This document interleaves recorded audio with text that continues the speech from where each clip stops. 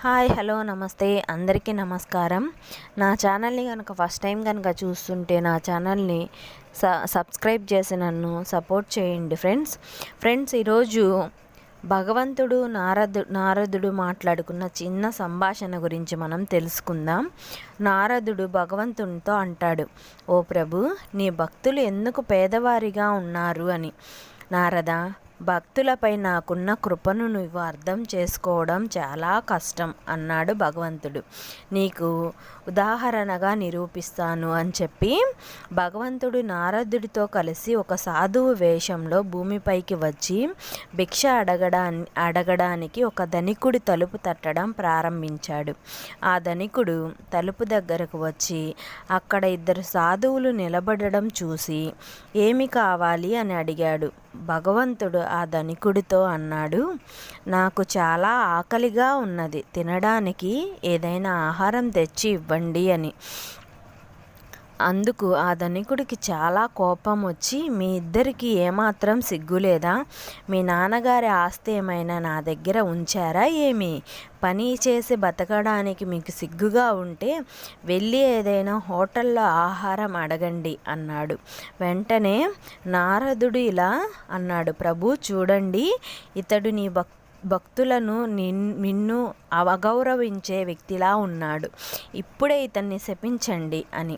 నారదుడి మాటలు విని ఆ భగవంతుడు ఆ ధనికునికి సంపద మరింత పెంచాడు.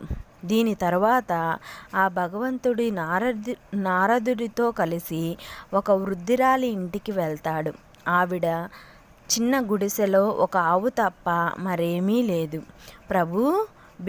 ప్రభు భిక్ష కోసం పిలిచిన వెంటనే ఆ వృద్ధురాలు చాలా సంతోషంతో బయటకు వచ్చి సాధువులిద్దరిని గౌరవించి కూర్చోపెట్టి తాగడానికి వేడివేడి పాలు తెచ్చి ఇలా పలికింది, ప్రభు, నా దగ్గర మీకు ఇవ్వడానికి ఏమీ లేవు, ఈ పాలు తప్ప. వీటిని దయచేసి ఆరగించండి. దేవుడు పాలను ప్రేమతో ఆరగించాడు. అప్పుడు నారదుడు దేవునితో ఇలా అన్నాడు, ప్రభు, ఈ లోకంలో మీ భక్తుల దుస్థితి చూడండి, నేను చూడలేకపోతున్నాను. ఈ పేద వృద్ధురాలు నిన్ను మనస్ఫూర్తిగా పూజిస్తుంది మరియు అతిథులను గౌరవించి ఆరాధిస్తుంది. దయచేసి ఈ వృద్ధురాలికి కొన్ని మంచి ఆశీర్వాదాలు ఇవ్వండి అని నారదుడు అంటాడు. కానీ దేవుడు ఆమె యొక్క ఆవుని చనిపోవాలని శపిస్తాడు. అది విన్న నారదుడు కోపంతో, ఓ ప్రభు, ఏం చేశారు మీరు?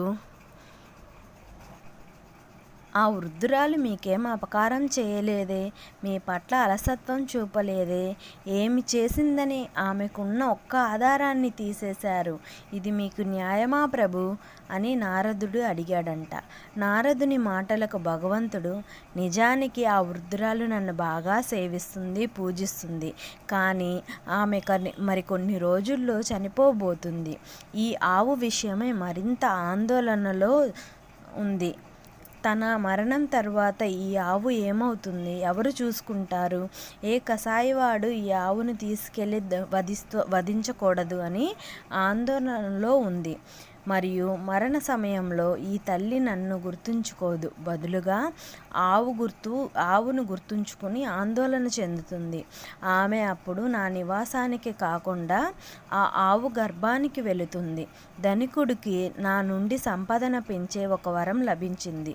అతడు మరణించే సమయంలో అతని మనస్సు ప్రశాంతంగా ఉండగా ఆ ధనాన్ని అతని ధ్యాస అంతా అతని డబ్బు దాచిన ఇనుప పెట్టెపై ఉండి ఆ ఇనుప పెట్టె కింద పాముగా మారతాడు.